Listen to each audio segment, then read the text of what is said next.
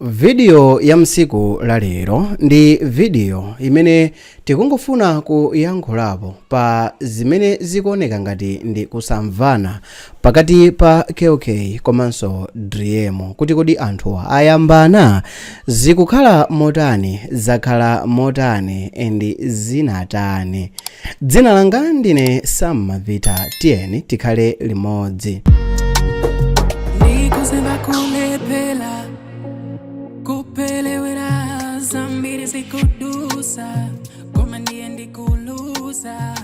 Mwezi wa Mei mchaka cha 2026 Driemo anapita mdziko la Zambia, kumeneko analiko ndi podcast like kuti iyeyo analiko ndi mchezo ndi munthu wina otchuka mdziko limenelo kuti acheze pa nkhani zokhuzana ndi mayimbidwe ake.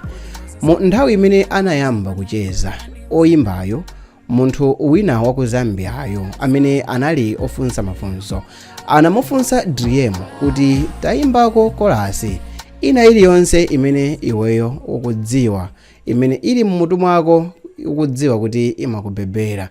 Ndipo Driemo anaona kuti ndi chinthu chopambana ayimbe kolasi ya follow.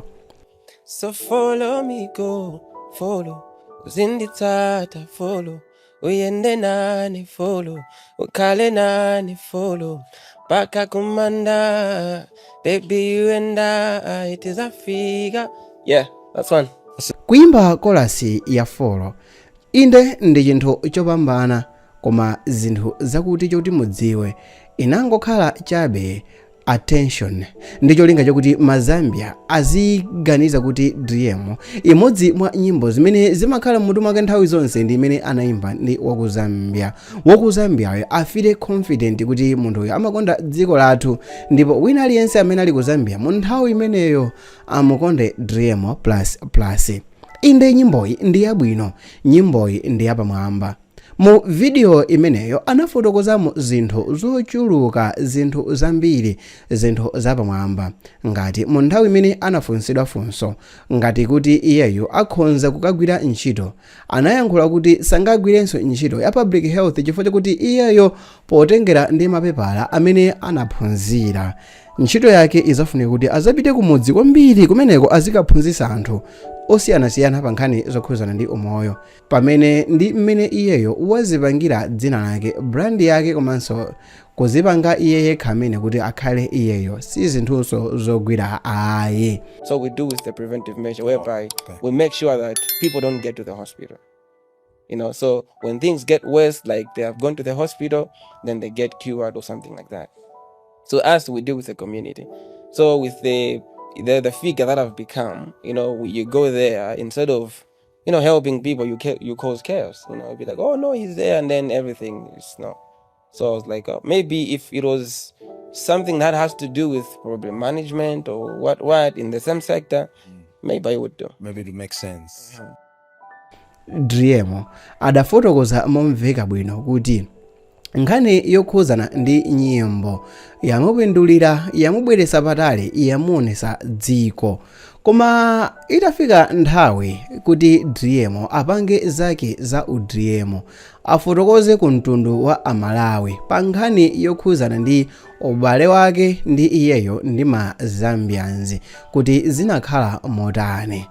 Anathamawu, anayankhula kwambiri, mwina mwake pongotengera ndi Amalawi ena, chifukwa chakuti Driemo anangofotokoza mawu akuti mistake imene Amalawi ambiri amachita ndi yakuti amathamanga, like amafulumira kwambiri kuchita collaborate ndi oyimba amdziko limeneli, dziko la Zambia, asanapange ubale wabwino pakati pa oyimbayo ndi pakati pa nzika za dziko la Zambia.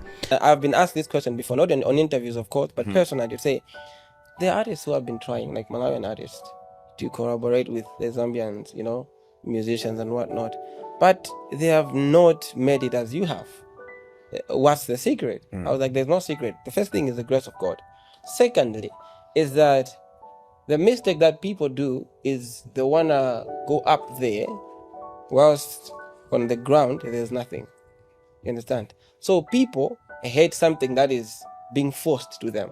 they need to accept you by themselves. So me, if you check my music, people accepted it, the Zambians, like from the local and rural areas, you understand, before I got introduced to, like, before I even collaborated with these big artists, you understand. That's why I was saying, like, back then, before people even knew me in Malawi, my songs were playing in Zambia. People thought I was Zambian, something like that. So I had like a base foundation that I didn't know, I didn't push. So that's why the grace of God is coming in. I mean, anybody, it could have been anybody, but I mean, by the grace of God, it was me.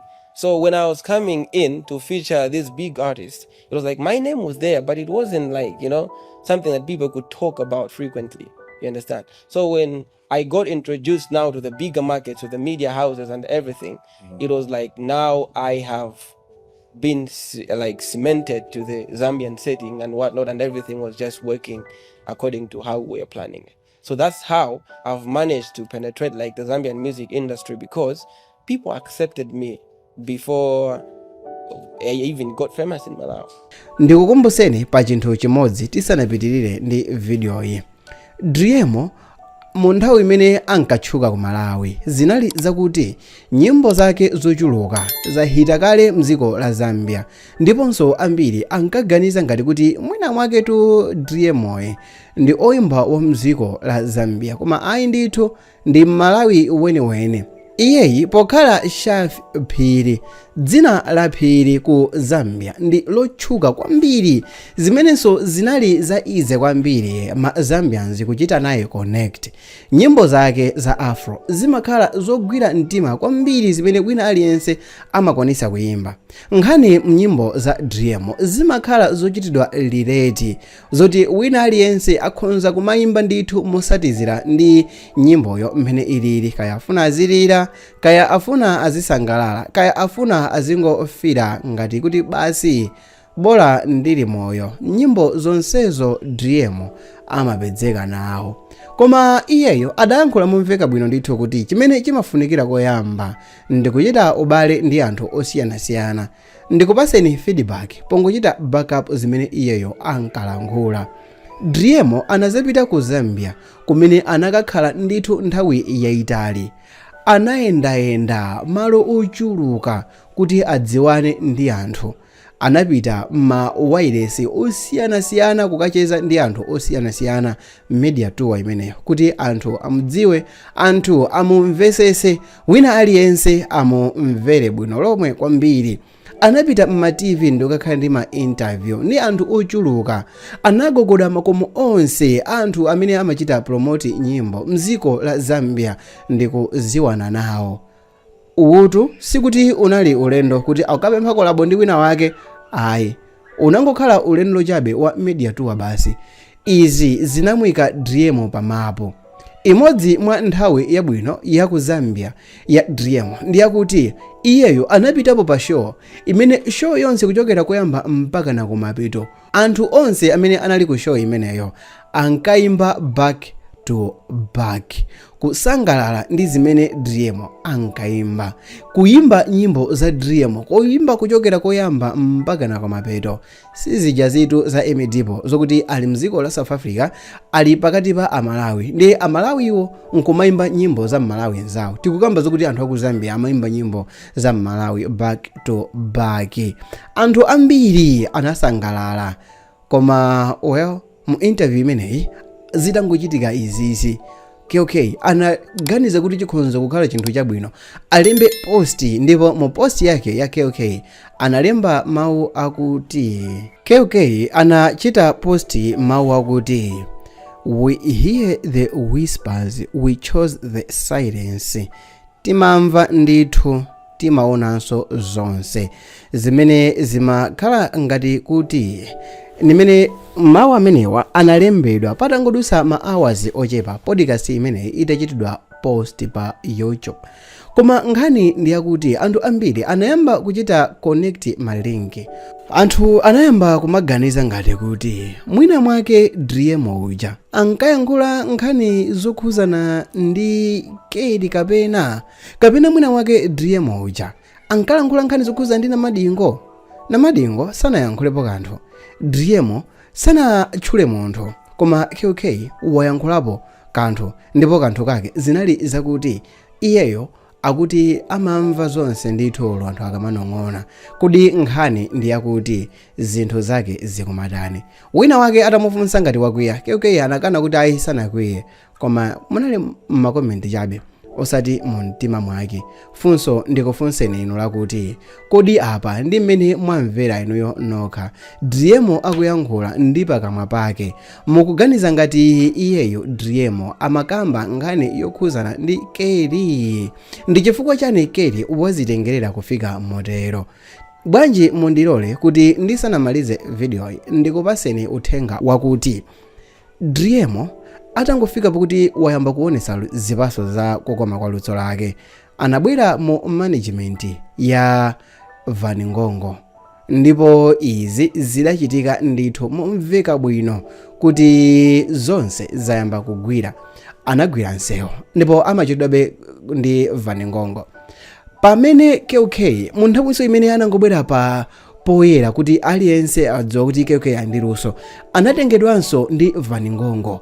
Ndiye mwina mwake pali ka message kachinsisi kamene Van Ngongo anamukondera winayi kuyerekeza ndi winayi, chifukwa chakuti tu ndiyankhule panopa media tuwayi inachitika ndi munthu mmodzi osati Kelly analipo, ndipo kufika musiku la lero inde KK ali ndi nyimbo zambiri zobeba zimene anaimba ndi amdziko la Zambia, koma ndikhonza kukusimikizirani pano kuti Driemo ali ndi nyimbo zambiri zimene anachita feature ndi anthu amdziko la Zambia, zimene ndikuphatikizapo nyimbo ija ya Folo. Waimbapo ndi anthu osiyanasiyana.